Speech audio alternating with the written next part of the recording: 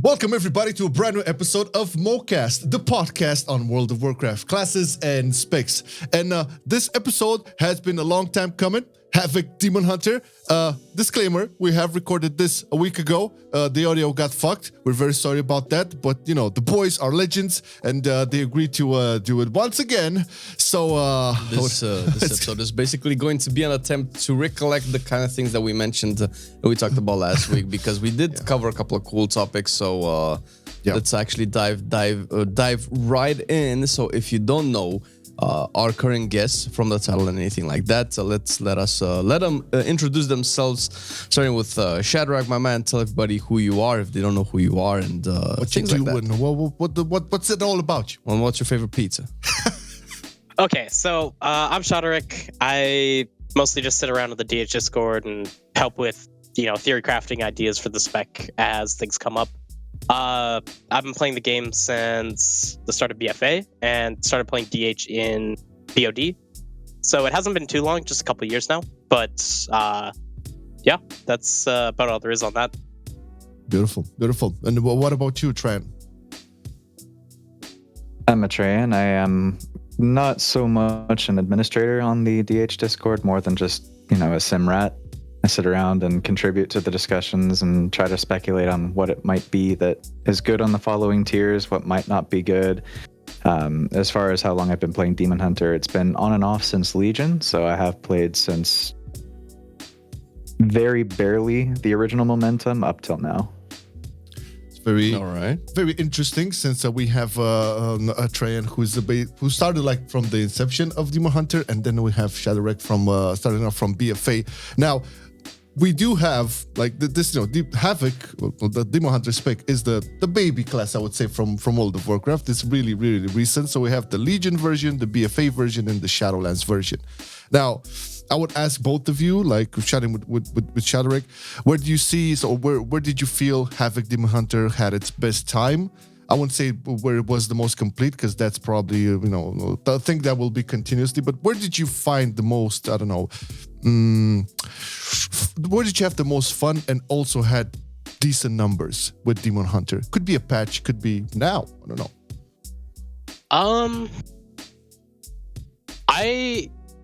I think I would say Shadowlands is the better version of it. The playstyle we had throughout BFA, once we got Triple Furious Gaze and we just ran it constantly, it was a bit degenerate where we didn't scale well. They had to continuously buff us or add things that we just massively abused that weren't part of our kits. And we just sat on, 100, 150% haste. That iteration just kind of felt weird, and it felt like the class was lacking as a base, and that was because that was before they made Immolation Aura a baseline. So if you played Fellblade, Demon Blades, you really didn't have other buttons, and you often just sat there and did nothing. And there wasn't really much difficulty to the spec either, because if you're playing First Blood Demonic in BFA, you always did your double death sweep, no matter the haste value you had. Like, you didn't even think about it. You just hit the button on cooldown, and it would hit itself. And it was supposed to be something you're supposed to plan for. Coming into this expansion, they nerfed us a bunch, and then numerically we were absolutely terrible coming into it because they didn't buff us for all the stuff they took away. Yes. But I do find it plays better. Having Immolation Aura baseline feels a lot better, especially when you're playing Fellblade, Demon Blade builds. And the demonic nerfs at least made it so with our reduced haste values, you have to, plan to get your double death sweep. Not that that's too relevant right now because First Blood's a bit dead, but I'm enjoying the current for those reasons where it just feels like it's actually a class, not something where you're just pressing whack-a-mole. Yeah. Press the shiny button. And then on top of that, it's also our build diversity right now is just so much better, where there's actually multiple builds to play in various situations as well, and it feels like almost everything's viable, whereas BFA, that just wasn't true at all. Makes sense. All right. I guess the whole topic of Havoc being like super easy face roll to play was initiated in BFA more or less. Because 100%. Yeah. Well, that was probably something that the guys can talk about, because I played had BFA, man. that was the perfect time.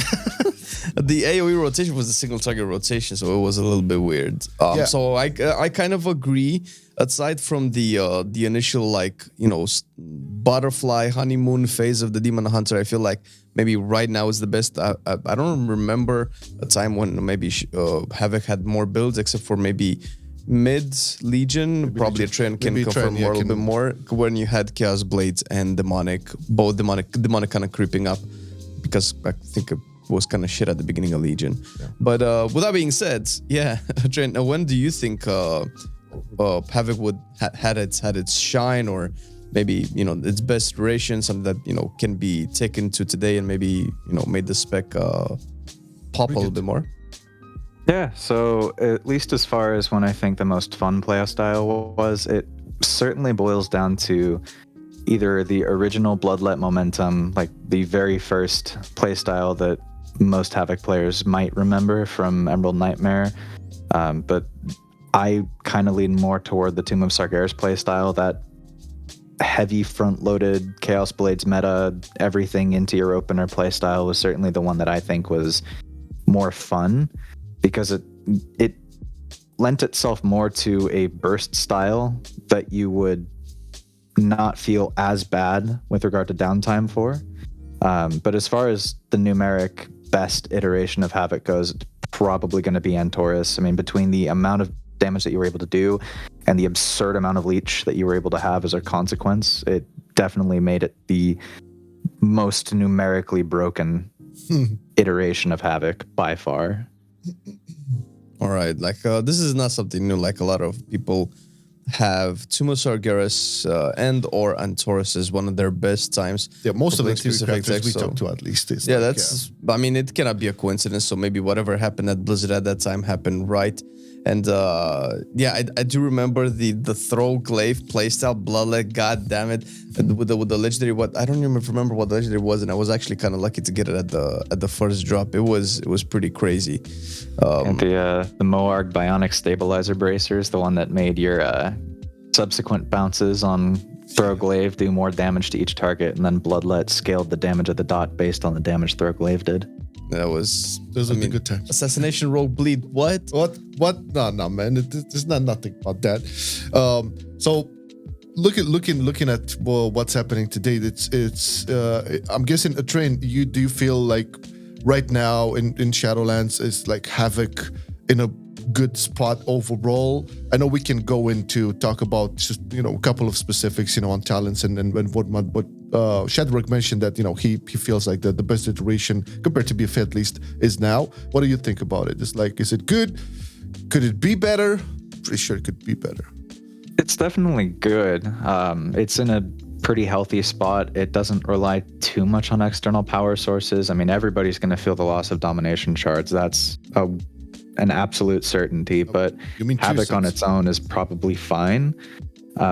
It does have a weakness, and I can get into this a little bit more later if it feeds into one of your topics, but I'd say my biggest criticism of Havoc right now is that its playstyle is too consistent. It does too much consistent damage, which means that if there are periods of downtime, which is something designed into almost every boss, your Painsmiths, your Kel'Thuzads, your Fate Scribes, Sludge Fist, etc., you're going to feel the effects of that downtime, I think, more than any other spec in the game, just because of how Havoc is designed inherently to be independent of cooldowns rather than function with them. Yeah, I think we touched about it in the initial recording, and we're definitely going to cover it again. Because this kind of leads into what I wanted to ask. I might have asked this last time as well, but I don't recall if I formulated at least this way.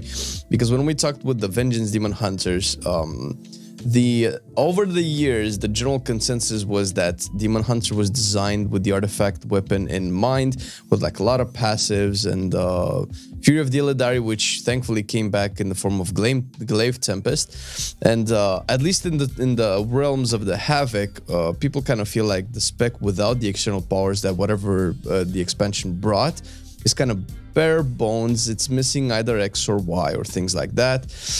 What do you guys think about Havoc in that sense? And I mean, Blizzard has been doing pretty well over the years to kind of constantly add stuff to the base kit. Like Shadowlands, we've had Furious Gaze and Immolation Aura at the very least added baseline with like obviously new talents in its row. And personally playing pretty much all the other DPSs in the game, I feel like if they do this a few more times, then Havoc can probably be at around where everybody is in terms of like the death of the spellbook, if that's even important. Because to be honest, playing Havoc last patch and this patch as well, it feels like it's in a pretty good spot, even death wise as well. But I'm gonna let you guys, answer this and tell me your opinions, see exactly what you think about, the Havoc and maybe in regards to its history so far. So with at least regard to the artifact, I'm probably going to be dropping a spicy, hot, fiery take when I say this right here, but Spicy. Havoc, without the artifact in Legion, if you just took Havoc from Legion, the talents, the spellbook it had, its passives, everything that built into it, and just removed the artifacts and legendaries, it was a complete spec. It was completely fine. And the fact that they decided that they felt the need to rework it was a little bit strange to me, especially because you did have the extra buttons, the extra things in the talents that you could then spec for that allowed you to fill out playstyle niches that were kind of important as far as Havoc is concerned. As far as, BFA, I mean, Shadarek mentioned it, but Furious Gaze was disgusting as far as what it did. And even right now, I wouldn't say that there are too many elements of borrowed power that feel critical to Havoc, in as much as they complete the spec more than just they add extra damage, and that can always be tuned. That's a knob. What do you think, Shadarek? It's hard for me to say because, again, I didn't play from Legion, but from what I've heard, it definitely seems like when they try to put the spec back together coming into BFA, it just didn't really have a reason to be doing it, and they didn't really do it right. They tried to fit a lot of what Havoc needed into the borrowed power systems, but Azurite wasn't full enough of a system to really do that, and we just ended up not playing a lot of what they tried to give us, I guess. Whether it was like tuning issues or, just over-tuning issues with Furious Gaze eating up half of what we ran. It's kind of hard to say for me. I will say it is nice that we got most of our ran Azurites though, because we got both Furious Gaze baseline. Even if it's very watered down version, it's a lot healthier of a version and it scales better because it's a percent based. And then we got Chaotic Transformation, which people don't talk about much, but having that baseline feels really nice. The I-Beam reset when you cast meta, it's something that's actually, it feels pretty impactful, but unfortunately they weakened I-Beam a lot this expansion, and it's not really a good AoE ability, so it doesn't feel too good in a lot of situations, but, it does feel a lot better on the playstyle of the spec at least. I mean, this is a general issue that kind of happened after Legion, because Havoc, the Demon Hunter on one part, because it was designed with the artifact weapon in mind. But I think the majority of classes, like in specs, when they initially got past Legion and went in through BFA, everyone just felt shallow and bare bones. Same thing happened like from BFA towards Shadowlands. That external power is affected and is increasing the power to different specs and on different levels. Interesting that Atrayen said that if you took the artifact power, Havoc would have been a pretty decent and complete spec, as opposed to maybe Vengeance, which was more reliant, much more reliant on the things that the artifact weapon brought up. But that being said, how do you guys see like the I would call it the evolution of Havoc DH from in Shadowlands Season 1 and 2? Because, correct me if I'm wrong, was like, in terms of like, the high-end stuff, right? Was Havoc initially in the top meta picks? I know Chaos Brand was, something that people would take either Havoc or Vengeance, but in terms of like numbers. For Shadowlands or for this patch? Shadowlands, both seasons. Okay, right off the rip when we came in, Havoc was so unplayably bad that every guild was required to run a Vengeance, and every good Havoc player dropped spec on a dime, and most of them tried to reroll to Windwalker at the time because it was so good. They just ripped so much out of the spec, and they didn't retune it at all. They didn't do anything to fix any of its damage issues. So like we came into this expansion having, we got like a Chaos Strike buff through leveling bonus, didn't work on Annihilation, and it didn't work on half of the spell itself. It only worked on the main hand component, not the offhand. So this 10% damage buff only was like 2% on that ability as a whole. That ability in general just was under hitting. Demonic got nerfed down. They ripped out all our survivability in turn as well. And then the fact that we were one of the highest abusers of all the borrowed power systems, we didn't get enough back to deal with that. And then they just started throwing aura buffs at the spec until it got to a spot where it was doing somewhat okay damage, except for it was kind of fine on AoE already, and they just aura buffed all the AoE abilities, didn't fix our single target. So we became really good on cleave. Then the 9.0.5 patch hits, they massively buffed 2 of our legendaries. So we get Dark Glare for single target because I-Beam doesn't really work well in AoE. And we got Burning Wound as a multi-dot spec to abuse our Growing Inferno conduit with the Immolation Aura damage increase. Yeah. Because that's actually a really good spell now, just because of that one conduit over doubles the damage.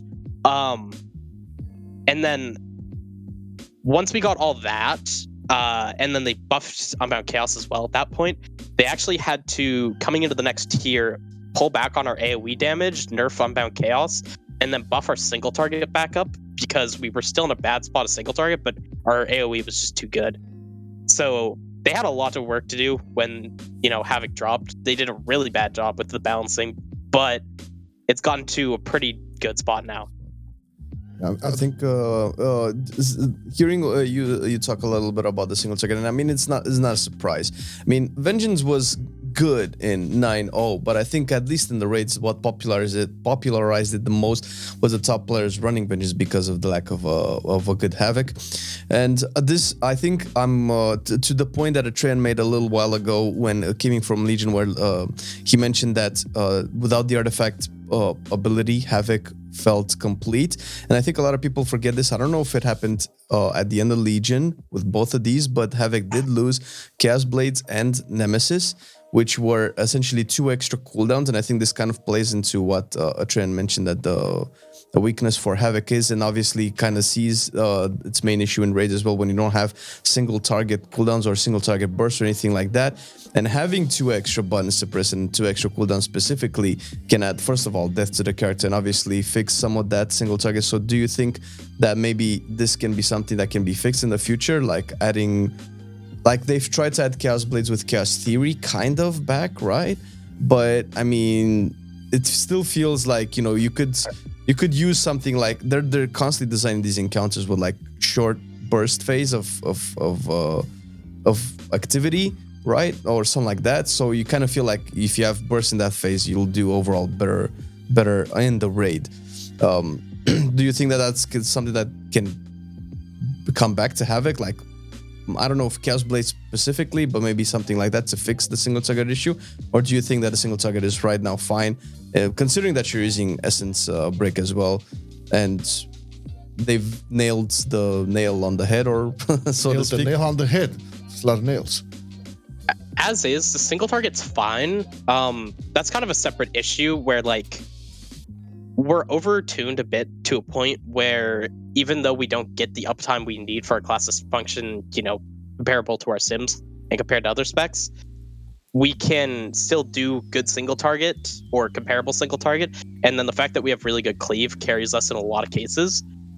So like, we're not in a bad spot at all. But if it came down to it, we would always prefer, taking a damage hit and then getting a cooldown that would bring it back to the same level, because then with our damage windowed better, it's a lot better in most fight designs for us to decide where our damage goes, as opposed to it just being flat throughout the whole fight. And I think that's more of what Atrayen was trying to get to, but I can let him speak on that if it was otherwise. Yeah, no, it's very much kind of what I was referring to, because, I mean, especially in the case of like a fight like Painsmith, you're in an intermission for, I think it's 45 seconds where you're just not hitting the boss.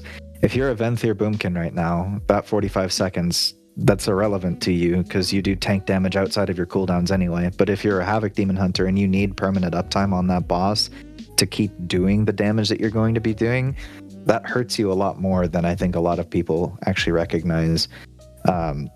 As far as coming into Shadowlands, though, a large part of why Havoc was so bad right off the bat was because Furious Gaze did prop our damage up to an absurd degree, because you'd press that button and you'd come out of your I-beam channel in meta with 150% haste. So yeah, your damage sucked, but your damage instances were so frequent that it didn't really matter. And I think that largely plays into borrowed power as kind of a problem, because at the end of the day, like, borrowed power in of itself is not bad. It's just how much of your classes and specs power is tied up into it that can be a problem. Like if you have to ask the question, can I imagine my spec without this? And that answer is no, then that's a bit of borrowed power that is probably a little bit too strong, too iconic, and too necessary to remain as just borrowed power. I'm curious on your thoughts on this as well, but I find it bizarre that they seem more or less in a state where they refuse to nerf effects. And like, they'll do it, from time to time, but like this expansion, at least, because they're trying to push the Covenant system as meaningful choice, I guess.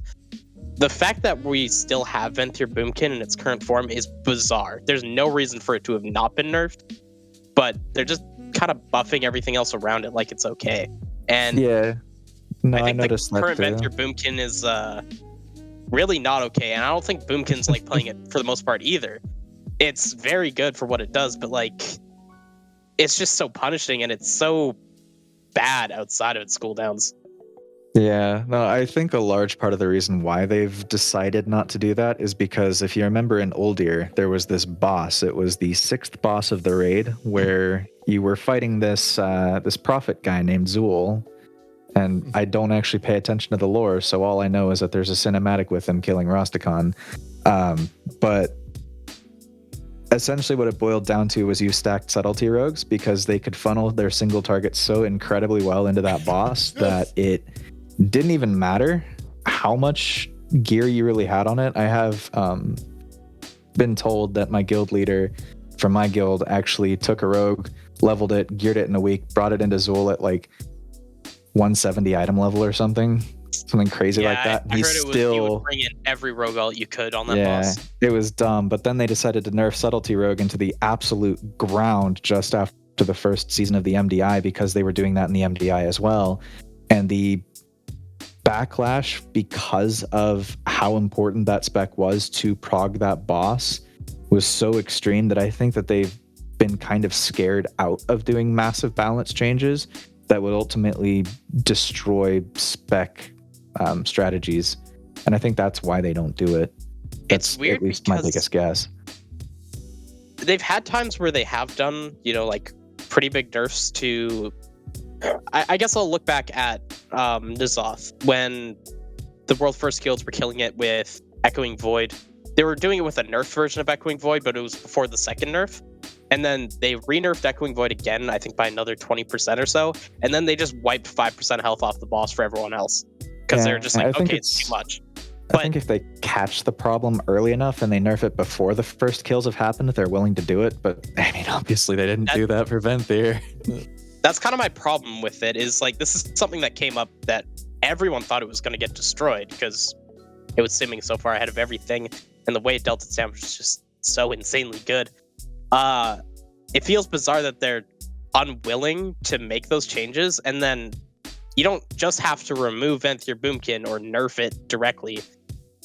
If the class isn't fine on its own beyond that, you can make more class tuning. And like, when you look at Subtlety Rogue and Uldir, they just killed the spec for the whole expansion. They didn't touch it. Yeah. That's incredibly stupid. The only time to shine for subs in BF8, that was it. After it was all downhill. It was a sad time for stuff like that, and I hope that doesn't repeat as well. And I think I might agree with Atrayen here as well, because when they nerfed that sub rogue, and we would know, because we started doing class guides at around 8.1, and we constantly looked at logs and like, I wonder how far this class puts out. Sub rogue was depressing, man. I've never seen. I think Arcane might have been doing better than sub, and Arcane was a joke spec at the time. It was like, and honestly, right now, I think they might have a little bit too much on their plate, and they might have just, cut their losses on 9-1 and just put everything for 9-1-5, and boom, they've already in the process. I feel like in coming into 9-1, Bugin could probably switch back to Havoc after this. They've kind of fucked around with the spec a little bit, where there were a lot of naysayers when they doubled down on Starfall. So again, it's like the changes that they were initially making to Boomkin just kind of feels like they were a little bit disconnected. And maybe when you look at the grand scheme of things, you can probably apply that to Havoc as well, because, and this is personally my gripe, and I think we might have touched something like this last time as well.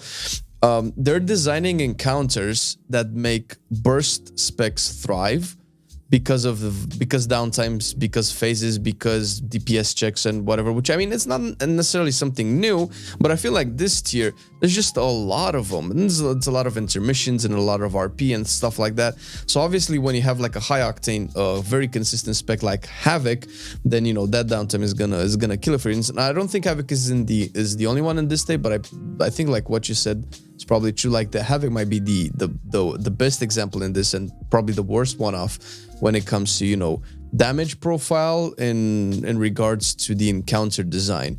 I don't know if you want to detail this a little bit more, guys, but I mean, I personally would prefer maybe a fewer intermissions and let's say 12-minute fights with the last boss. Yeah, it just feels like they overdid it this tier, and I think they know that they overdid it this tier based on the fact that they, reworked Kel'Thuzad in the middle of it, where they cut that fight down from being 9.5 minutes or so to a 6-minute fight now. It's just weird. I guess for Painsmith, they probably wanted intermission to be its own cool thing, and I think it's fine as like a standalone, but when we have multiple fights that are having those intermissions with a large part of downtime, Fate Scribe being the other KT for a while until the rework now, and Sylvanas in Phase 2 as well just has a lot of downtime going between the important parts. If they had done without one or two of the cases in the tier, it would have been fine. And I think it's fine to let classes with very high burst damage in small windows have those times where they really excel, but they were just too good for the whole tier. Yeah, I think also like Havoc, the quote-unquote burst cooldown of Havoc is like meta, right? And it's not really like a burst cooldown per se, because it doesn't really like super duper make you increase everything. Plus it's on a 5-minute cooldown. I think we touched on this 4. We touched on this last time. I think it's a good moment to bring it up in this situation where we do have a lot of classes that are making good for themselves on smaller burst windows. Now, because Havoc is like so consistent, should they reduce the cooldown of meta? Should they rework it? What do you guys think? Where do you stand on this in terms of like the actual big cooldown of Havoc Demon Hunter? How would they address this? I think largely with regard to meta, if they were to decide we want to make meta, a 3 or a 2-minute cooldown, I think that'd help, but I don't necessarily believe it would go a long way in resolving the issues. If they added a talent that just did what the Demonic Origins talent does, which is have the duration of it, but then have the cooldown of it into our PvE kit instead of our PvP kit, that'd be nice. But ultimately, the problem is that meta itself can't be too powerful. The talent that it would feed into, Demonic, because you can't make the buff for meta too strong, because then you risk making Demonic too strong, and then you invalidate that whole row. So either you would have to attach another effect to meta and overload all of it into meta, or you would have to remove Demonic. And I think the number of people that do play Havoc seriously, or even semi-seriously, if they were to, wake up to a patch note saying Demonic is gone and been replaced with this talent, I think the outcry would be tremendous, just because that talent feels iconic. So it's a difficult situation to be in. But meta as a cooldown is underwhelming almost by design, because if they made it too powerful, other things would fall out of balance as well. I think that's pretty true, and this rings even louder when you go over to Vengeance, and now that demonic talent on the road is pretty much cookie cutter to our knowledge, and it's so iconic and so good that I don't see any good iteration of Havoc. I mean, I would be surprised of any good iteration of Demon Hunter altogether, unless the demonic would be baseline. And I think this, again, like I mentioned, I think it plays into what you mentioned about Tumas Sargeras, Atrayen, and obviously Antares by extension, when you had Chaos Blades as well. And you look at a spec like Havoc, then you look at a spec like Unholy Decay, which has Army, Apocalypse, Dark Transformation, and Unholy Blight, all on different cooldowns, and there are a couple of mechanics and rotation space, so that's 4 that you can like mix and match to kind of align them somehow.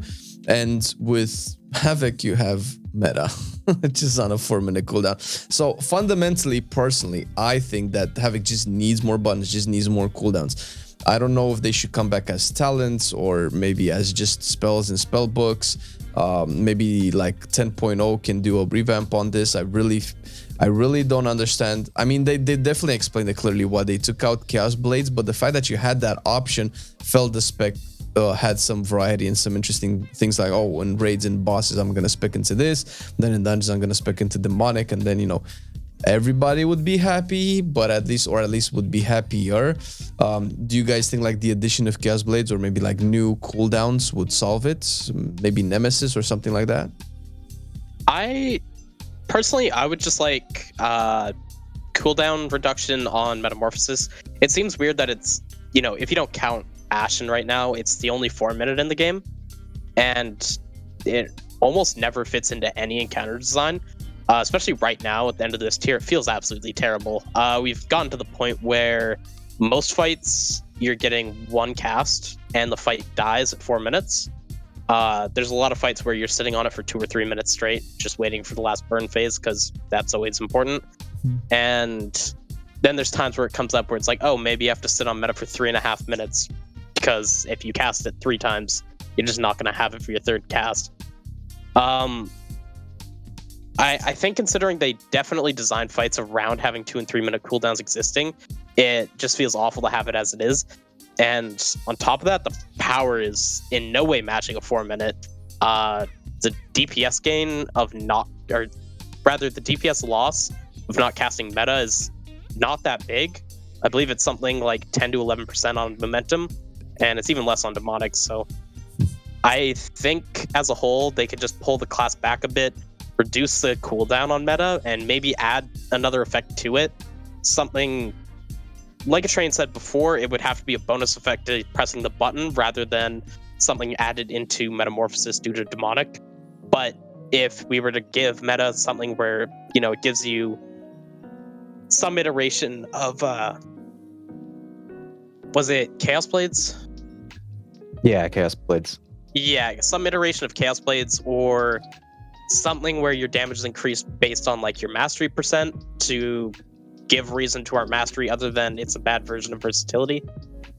Something like that could be cool, but in general, the current Metamorphosis just misses the mark, and pretty much anything they could do with cooldowns would be better. Yeah, as far as whether or not I think that they should make it a talent, if they did decide to go the route of adding extra cooldown instead of adding something on top of pressing meta, I don't necessarily think that that would be good for the balance of the class itself either, because if they did design the talent tree in such a way that you could choose, yeah, I want consistency here, but burst here, that gives it too much flexibility and in turn makes the spec way too broken, because then it just has an answer to every situation, and that's not necessarily good game design with regard to how the meta has always played out. That being said, if there was one cooldown I never want to see in this game ever again, it would have to be Nemesis, because that cooldown felt bad. Because by the end of Legion, they started getting smart, they being Blizzard, in terms of how they designed boss encounters.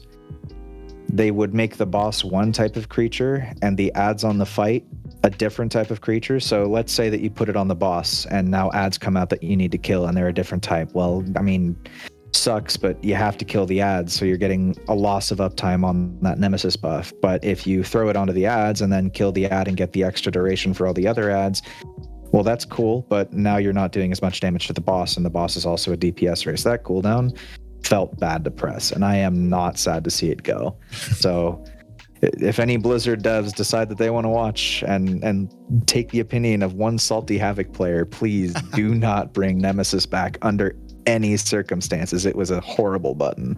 And Nemesis had to go. And I was just thinking of all of this because, for instance, Red Paladin's got a 1 minute cooldown. And that kind of made another 1 minute cooldown also viable, so that kind of felt good.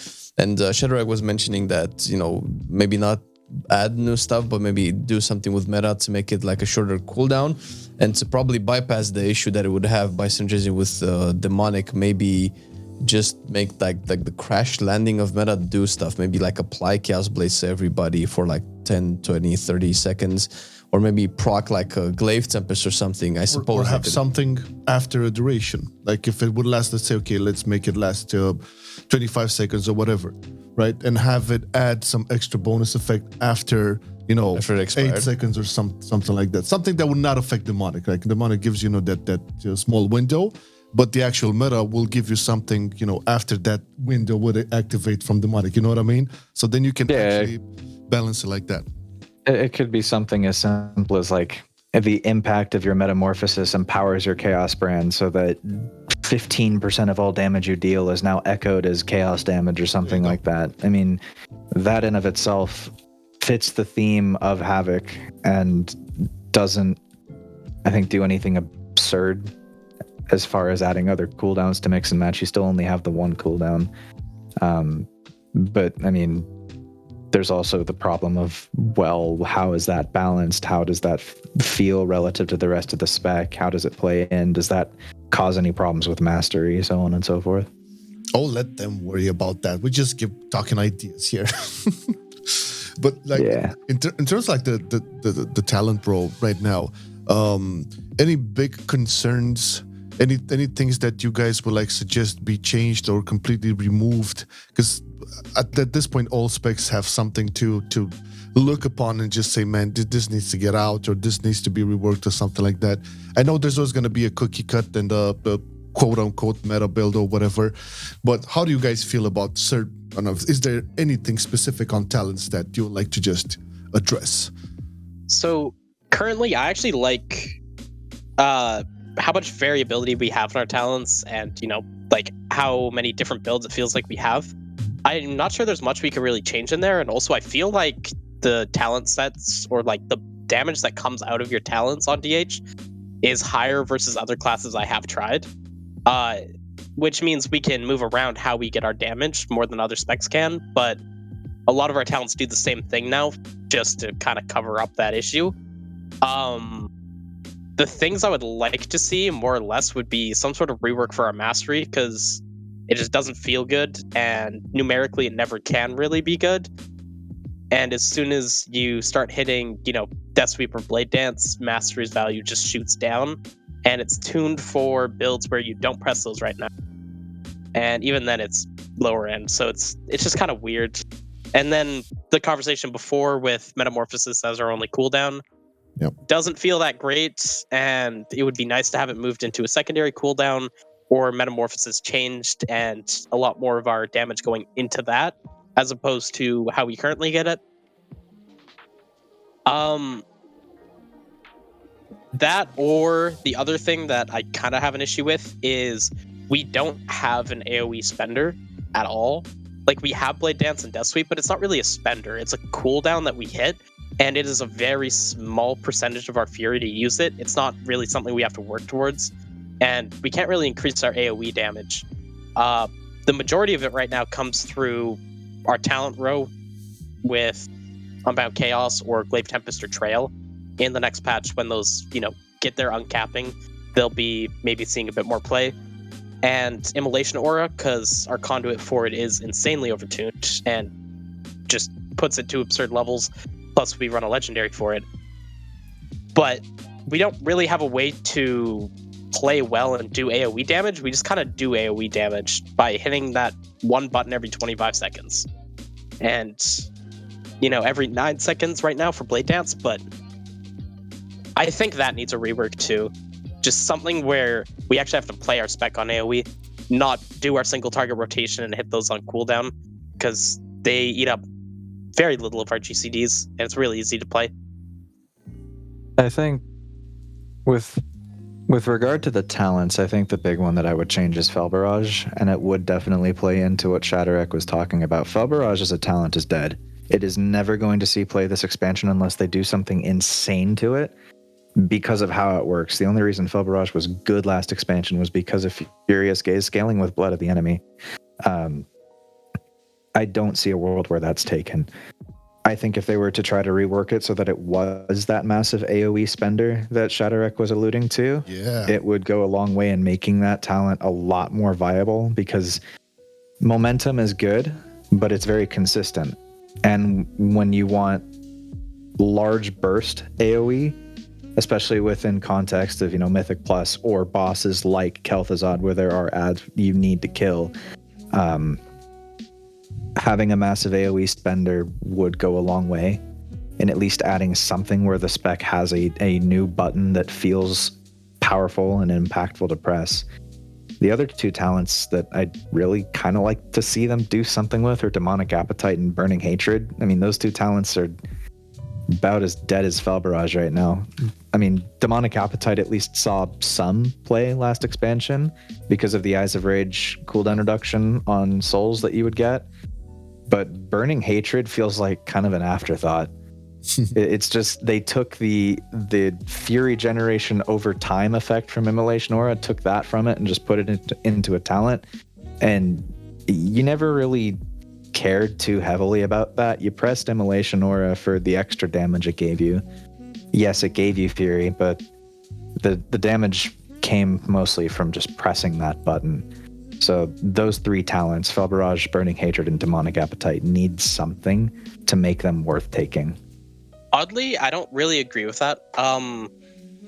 Burning Hatred, the reason it's behind is because they added that effect where it makes Demon's Bite do 20% more damage on Insatiable Hunger, and then they buffed up Demon's Bite like 3 or 4 different times through our aura buffs and then directly buffing the ability. So it's pushed it out more and more. They used to be pretty equal. The problem is I'm not really sure what you could do to change it, I guess. And it seems like the kind of thing where with that and with Demonic Appetite, if you do buff them, there's, I guess not for Burning Hatred, but for Demonic Appetite, there's a broken interaction with it where if it becomes good, it's going to be really good for Kyrian, because Kyrian just gets them from the Sigil, or I don't remember what it's called, Elysian Decree. And if you buff that in any way that's not small, that's going to have a very gross interaction. And there's a legendary that plays off of them as well, which could make it even worse. So I'm not really sure what they could do in that sense. I'm not sure. Do you know if Demonic Appetite Souls, if it's cleaved off a demon, do they give you the damage amp? If it's cleaved off a demon, no, I think it's just a lesser soul fragment. I don't think it has the demon affiliation with it, which again is very silly that we have this passive that's just never used. I have, if you look at the next tier, I'm pretty sure there's going to be demons there. Oh, please give me something to make that passive worth it again.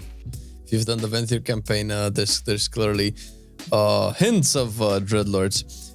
But do you guys think that the issue with the high consistent damage, which I think kind of played against them, was attempted to be sorted out with talents like Unbound Chaos, Glaive Tempest, and Essence Break, where now you have like obviously momentum as well, but you have these little pockets of burst windows that you can use. But since they're good, but they're not like cooldown bursts and they're so frequent, it kind of still raises the consistency bar of the Havoc damage to higher still, and kind of constantly, since they're on a shorter cooldown, it feels like it promotes uptime on the boss even more.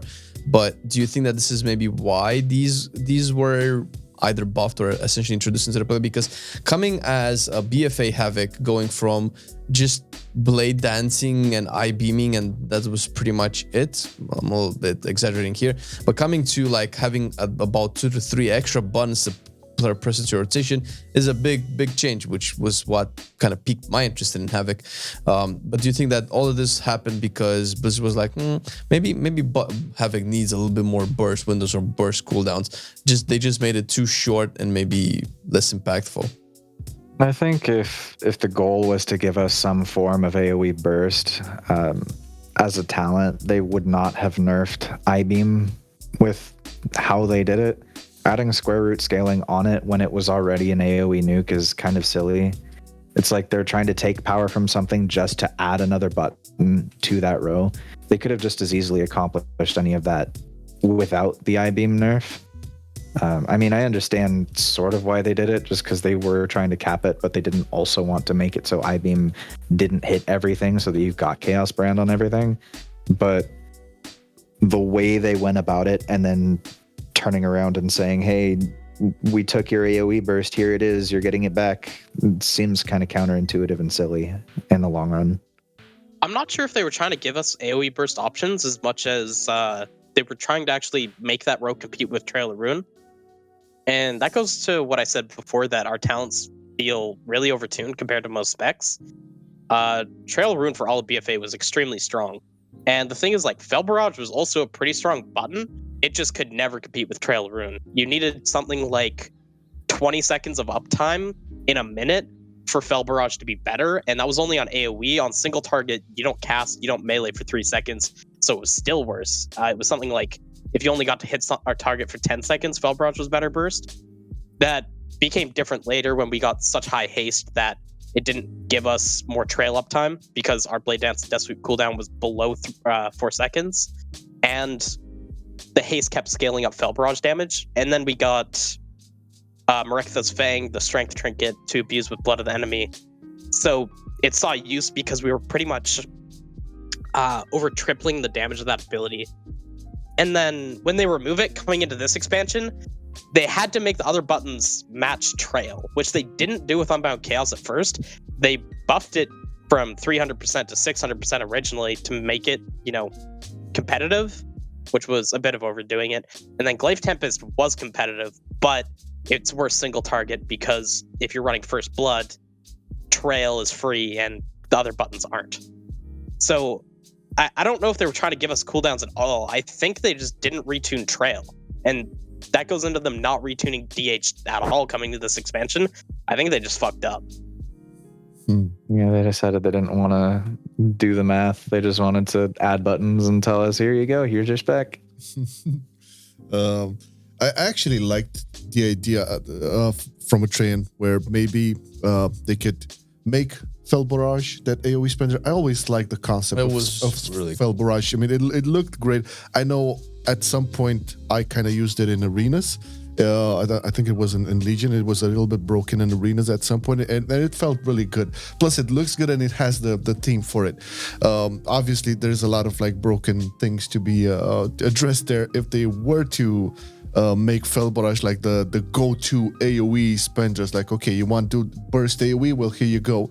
But I think it has at least a potential. At least they have something there that they could work with. Granted, they want to do that for Havoc DHs. But enough about that. Can we talk a little bit about our Lord and Savior, the Necrolords? So, oh no, we have to talk about this, man. But okay, before we get into Necrolords, okay, I want to address this question. So, in terms of like difference in numbers for Covenants on Havoc DH, right? How would you guys like not rank it, but how would you guys advise most of the folks to go for it? Is it huge differences between the Covenant choices right now in terms of like numbers, or are like most of the people safe playing whatever they want? Because I know some specs are okay with anything, but so for this current tier, Night Fae is just king. It just wins on everything. Even when it's not fully ahead due to Night Fae itself, we have Karain, which gives the 25% crit buff for 5 seconds whenever you hit a target you haven't damaged before. And throughout this entire raid, that sees play on almost every boss beyond the first 3 besides Guardian. We played on 6 of the bosses, all the most important ones. And then the fact that we run Frost Set right now, because we have so many hits that do pretty low damage, that massively boosts the value of Frost Set as well. So it's an insane damage increase that no other Covenant can compete with at the moment. I think Necrolord numerically is actually pretty good behind it if you ignore Karain and ignore this specific tier. But I'm not sure how that scales going into 9.1.5 when we get our Dancing with Fate conduit buff, and that'll change the builds we play. And they're also buffing excuse me, they're buffing Venthyr significantly at that point. Yep. And it's going to be by far our best single target, which will be good when we can swap. But I believe as soon as you go over one target, you swap right back to Night Fae. And I believe Kyrion's dead in the water beyond very specific pad scenarios where Decree just lines up with ads. Yeah, I think that at face value, the numbers that you're going to see just off of Sims, they're going to be pretty misleading. So the ones for Venthyr single target for next tier, those are going to be accurate, but that's because they're single target and it's very easy to do a single target sim. But when it starts boiling into an AoE situation where you do have ads every, let's say, 30, 40 seconds, Sims don't necessarily take into account Karain's power all that well. So what you're going to see in those AoE Sims is not necessarily going to be reflective of the reality that 25% crit chance buff every time you hit something new just becomes so overwhelmingly good for that window to make sure that those ads die. So as to whether or not Necrolord is going to see play, I think it might for maybe some meme DHs that are looking to RNGesus their way into a top 10 parse, but as far as whether or not it's going to seriously see play, I don't see a world where it will, at least right now. Obviously, things can change. Yeah. The fun fact about the Necrolord one is they can't actually high roll that well. There's a really long internal cooldown on the RNG demon spawn. I think it's over 30 seconds. So they can't really high roll. They can only low roll. Oh, that's even worse. I didn't even know that part of it. I thought it was like a 15-second ICD, not a 30. Jeez. So maybe the core concept of that Necrolord Covenant ability is just wrong. I don't know. The theme of it, you remember when we played this in Alpha? The theme sounded cool. You're summoning a demon and you're... I mean, it didn't really make sense. It felt like they were really trying to make the Demon Soul passive just have a blip. So, thematically, it was interesting. Because when we first saw it in Alpha, it's like, holy shit, look at this. There's a demon coming along. What do I do here? Oh, I have to kill it. Oh, that's so nice. But then it was like, oh, okay. It was like, it felt like it took the focus out of your stuff because you was all in your, craziness over there. And then, I have to kill this, Maybe the core concept of it is just wrong. Maybe they can just redo it all together or something like that. And now, finding out that it has a 30-second internal cooldown is just, come on, man.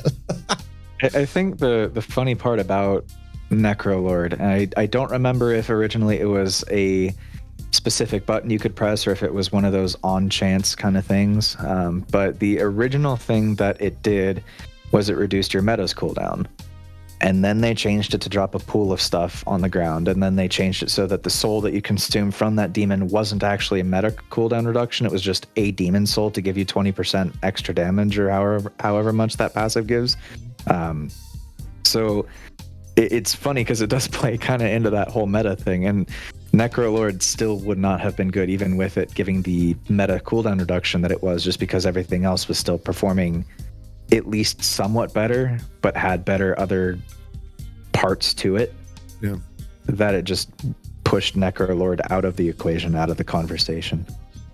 I suppose this whole topic is neither here nor there until we really know what 9.2 brings up, because 9.15 is all fine and dandy, especially with the conduit buffs, but until we know exactly what the raid encounters are in 9.2, I mean, who even knows? I don't know what the nice thing is it won't matter as much. The fact that we'll actually be able to freely change, we have to go back to Ouroboros to do it, and our whole raid's gonna hate us every time we hit a single target boss. And I'm like, hey guys, see you in 5 minutes, summon me. Just imagine if each of the individual 4 covenants is good on a specific boss, and instead of getting 2 levels of renown or 3 levels of renown per week, it's level them all. You're getting 12. Yeah, you're getting 12 whole covenant levels per week, and living in Torghast every single time that you're done with the campaign. I can see it. But when it comes down to it, like, I think we're gonna be pretty locked into Venthyr and Night Fae at that point. How much Venthyr sees play will depend on single target bosses, and it will depend on your uptime on them, because that build hates not touching a boss. As soon as you're off the boss for a few seconds, you're pretty much giving up enough cycle resets to get an I-beam extension on the debuff, and your damage just goes through the floor when that happens. But it's nice that we have more options, and coming in 915 with that Dancing with Fate conduit buff, I said it last time, but I didn't go over it at all here. They're buffing it by like 650%, and socketing it in at max eye level right now as an enhanced conduit buffs Blade Dance and Death Sweep by 75% damage overall. So it is a huge change. As well as that, those got uncapped. So that's like a take in all situations for M+ conduit. And then it opens up more viability between First Blood, because that brings it back on top, as far as I know, outside of Venthyr, where Venthyr played Cycle. And then that makes Essence Break actually better on AoE, because First Blood doesn't increase its damage on AoE. It makes it so you press a single target and AoE and reduce Fury cost. But if the button's that hard hitting and we don't have AoE spenders, Essence Break just, as a matter of fact, gains a lot more value out of that on AoE. So it's a bit interesting to see what happens there. I mean, it's overall, I think, good news for the Havocs. Good point, and we don't know what the raid will be in 9.2, but at least for 9.15. So this is the thing: if they actually make the raid encounters in 9.2 have different viability for different covenants, I think they're probably gonna add some sort of tome to change covenants over there. I can totally see them not doing it, so have everybody run to Ouroboros, but come on, if the actual fight will evolve around you switching around covenants, and I'm not talking about Havoc, probably this will happen for a lot of specs, they're probably gonna add a tome of some sort. Come on. Yeah, we'll get that in 9.25. Yeah, traditionally it will be too far. The thing is that's actually how, because when you think about covenants and conduits by extension, you're kind of thinking about talents and talent rows, like, oh, this boss requires my single target build, and that just so happens that it's now baked into the covenant in the expansion system as well, which is I don't know how many specs had this with Azrai power in BFA, but it's a little bit degenerate, because they either go just go all out, just like make no restrictions whatsoever, no cooldown whatsoever, and then just people swap like maniacs for every fight where it's a little bit better, like you guys pointed out, or they might add like a little Ian, well, maybe we don't want you to spec like 20 times per raid night different covenants, so they might add like a covenant energy. Covenant energy. Don't give them ideas. Please don't give them ideas. It's so bad. It's so bad. But I guess this is the downside of making a power system like covenants and be this impactful and actually reward player power for a choice like this. Which, I mean, you can think of like you mentioned, Atrayen, borrow power is, never really been a problem until it got to be like a big portion of your overall performance, because obviously we had tier sets since vanilla, and that you can also consider those as bar power, because you lose them every tier set and definitely every expansion. But I think that was differently implemented when you had tier sets and there's like gear, as opposed to like external power source that you have to like travel to a place to unlock it and change it, because you would probably have to change conduit somehow as well, I would imagine. So it just feels a little bit I think they're probably just gonna try to make the best out of it, but I don't know if there's an answer to it that would solve all the problems, although not having the restriction seems to be better for now. They did mention that. I think in the Preach interview, was it, or some magazine, Ian did say that for the next expansion they kind of want to tone it down a bit with all of the power, and they want to go back to a place where they're actually addressing a bit more of the classes and specs. Obviously, power is always going to be there. It's part of an RPG or whatever. It's not bad when it's okay. Yeah, I mean, Atrayen kind of underlined it perfectly. Like when that borrow power makes you super dependent on it, it's a problem. But tier sets, I think, and correct me if I'm wrong, but 9.2 will bring tier sets, right? Yeah. So tier sets were always like that limiting factors. Like when you went into a new patch, or I don't know, a new expansion, whatever, it didn't feel as bad. It didn't feel as shallow, on that transition, as opposed to artifact weapons, Azerite power, corruptions, and probably conduits and legendaries from Shadowlands and so on. But that being said, like, are you guys happy with the current state of Havoc Demon Hunter? Happy? I'll let Shadow go first. I need to collect my thoughts on that one. I mean, I like it right now. The big problem for me is I like playing around the Frost set. It's kind of fun, How much crit do you need for that, Shadarek? It should start out simming somewhere around like 40%. It's pretty high. I run like 45, 46% raid, but then the fact that we run Crane on a lot of the fights, whenever you're doing AoE and you're funneling in, you have the Crane crit and you're at like 70%.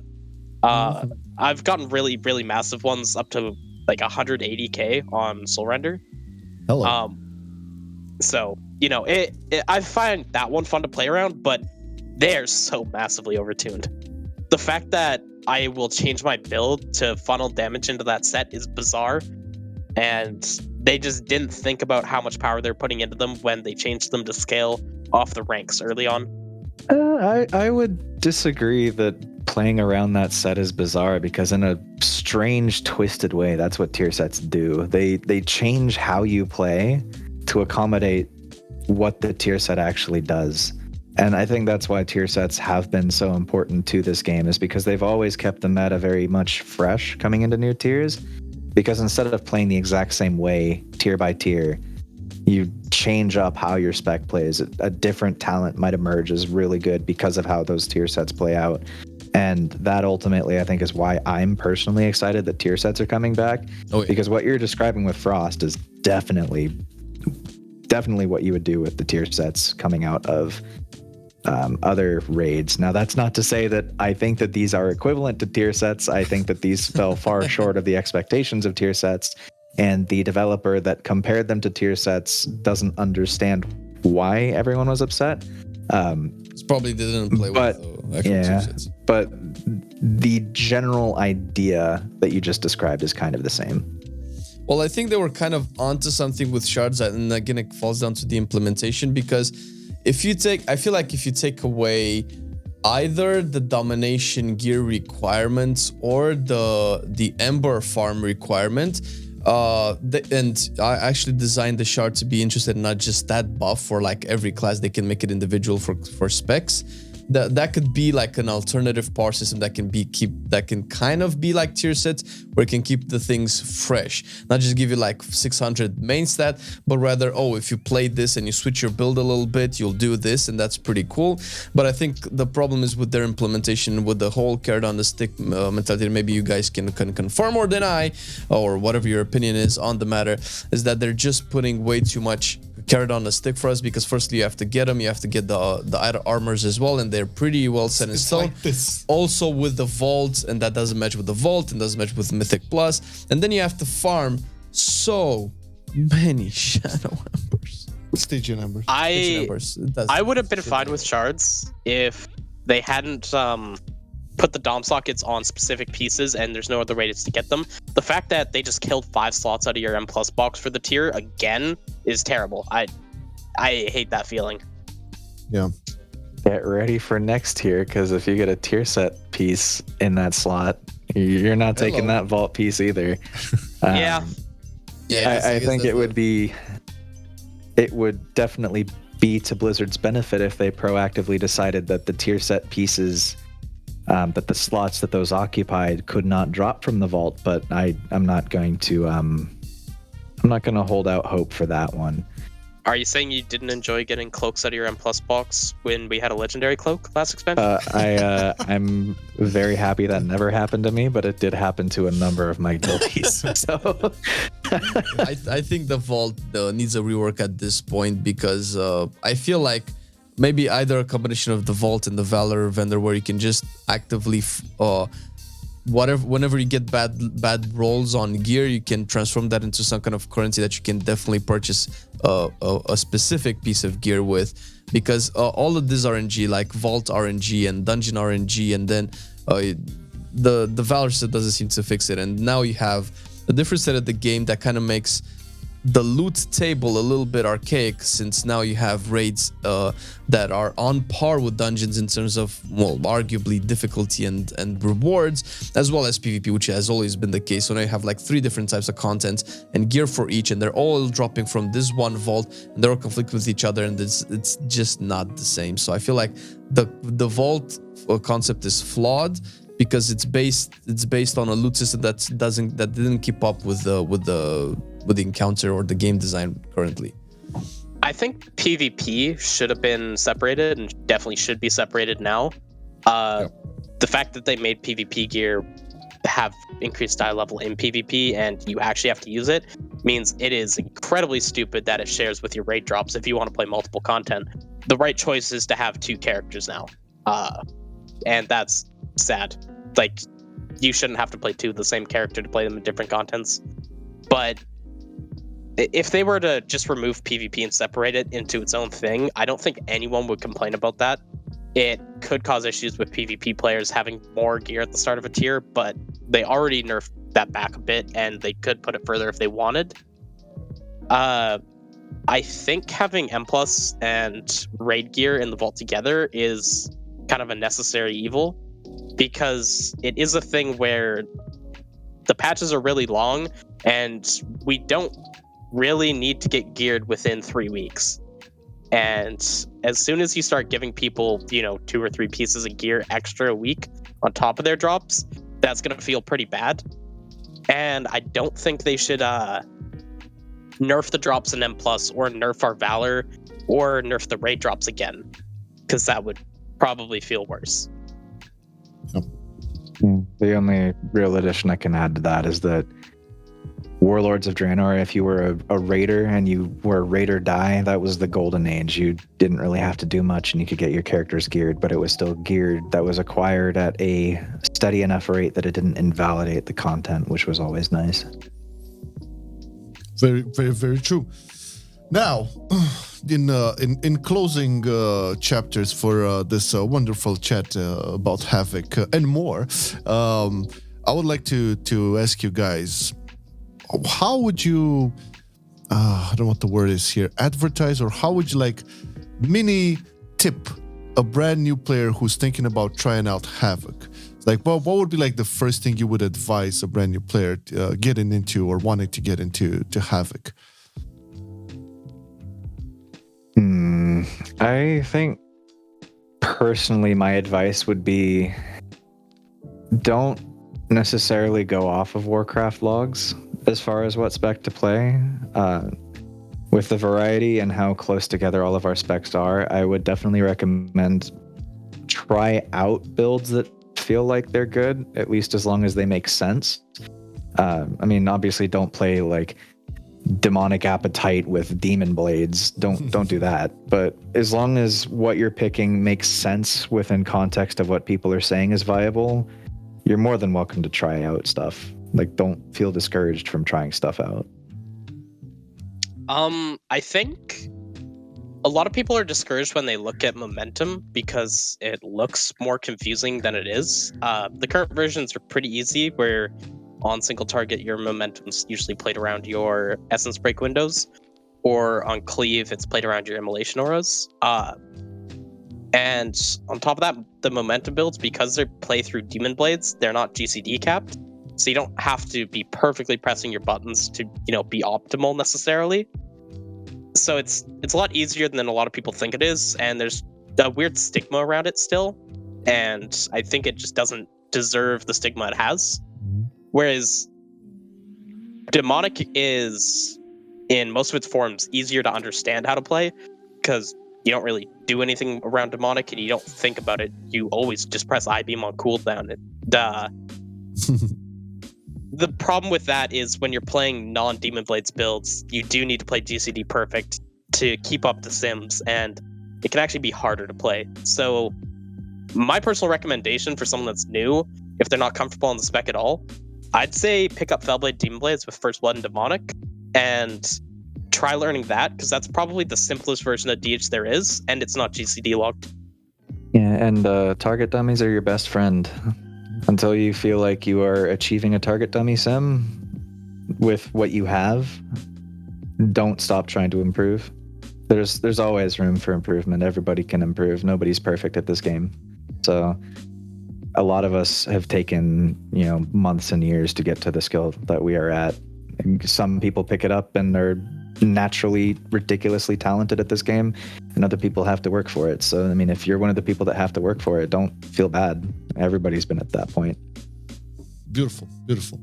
Well, we have to tip our hats for Shadarek and Atrayen for once again being legends and agreeing to record this once again. It was surprisingly new things out of it, but it didn't feel like it was. I thought we were just gonna go through the same things that we talked last time, but it felt. It was an entirely different conversation this time. Yeah, but beautiful nonetheless. And I'm hoping a lot of folks who are interested in Havoc and whatnot actually got something out of this. It was definitely a blast. Now I do have to mention, you guys can check both Shadarek and Atrayen in the description. There's going to be links there to their Twitches. I think it's twitch.tv/Shadarek and twitch.tv/Atrayen. I'm not sure. I know Shadarek is streaming a bit more than Atrayen, but I might be mistaken. I've seen a couple of things over there, so definitely some good quality content, and check the boys out. Also, the Fellhammer Discord, for anything Demon Hunter related, Sims guides, all of that. Check it out in the description. So once again, guys, thank you, Shadarek. Thank you, Atrayen, for joining. Thank you very much, guys. Really appreciate it. Yeah, and thanks for having us. Yep, thanks for having us on. A blast nonetheless. And thank you for watching or listening, depending on how you consume this content. Our platform, it's everywhere. Yeah, we're everywhere. Yeah, and we'll catch you next Monday with a brand new podcast on a different spec. I wonder what could it be? Something we never did before, maybe. Hopefully, it's what I'm working on. Yeah. Thank you, guys. Have a great week ahead. Bye-bye. Bye-bye. I've been loving it then, I still love it now. Still, I play WoW. Still, I play WoW. Getting better every day, let me show you how. Cause still, I play WoW. Still, I play WoW. It's getting harder to stay, but at the end of the day, it's a guilty pleasure, so just log in and play. Whether it's classical retail, I'ma do a /bow. Still, I play WoW.